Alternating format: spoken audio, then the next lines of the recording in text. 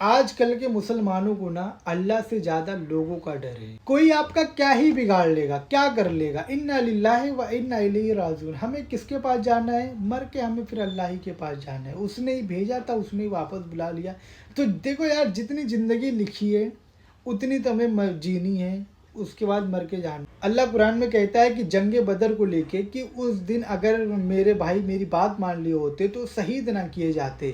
ہاں دیکھو, تو اللہ اس کے بارے میں کیا کہتا ہے کہ اگر وہ اس جنگ میں شامل نہیں ہوتے تو وہ اپنے قتل گاہوں کی طرف خود ہی چل کے آ جاتے, پھر وہ گھر میں ہی کیوں نہ بیٹھے رہتے. مطلب جو جنگ سے بھاگ آئے یا جنگ میں نہیں گئے یا جس کو گمراہ کر رہے تھے کہ جنگ میں مت جاؤ, وہ لوگ اگر اپنے گھر میں بیٹھے ہیں, اگر ان کی موت قتل سے ہی لکھی ہے کہ انہیں کوئی قتل کر کے ہی مارے گا, تو اپنے قتل گاہوں کی طرف خود ہی چلے جاتے. یہ اللہ قرآن میں کہتا ہے. تو جس کی جہاں موت لکھی ہے وہی ہوگی, ویسی حالت میں ہوگی. لیکن دیکھنا یہ ہے کہ آپ مرتے کس طریقے سے ہو. جو لوگ یہ بولتے تھے کہ میرے بھائی اگر وہاں نہیں گئے ہوتے تو قتل نہیں ہوتے, شہید نہیں کیے جاتے. سوچو, وہ وہاں گئے اور شہید ہوئے, لیکن اگر وہ وہاں نہیں جاتے, ان کی بات مان لیتے, ان کفاروں کی, ان مشرکینوں کی, ان منافقوں کی, تو کیا وہ ان کی قتل نہیں ہوتی؟ اللہ نے تو لکھ دیا نا کہ تمہیں مرنا ہے, قتل کیے جاؤ گے.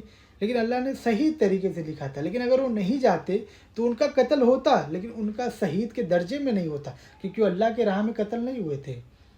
تو یہ ہوتا ہے کہ آپ مرتے کہاں ہو.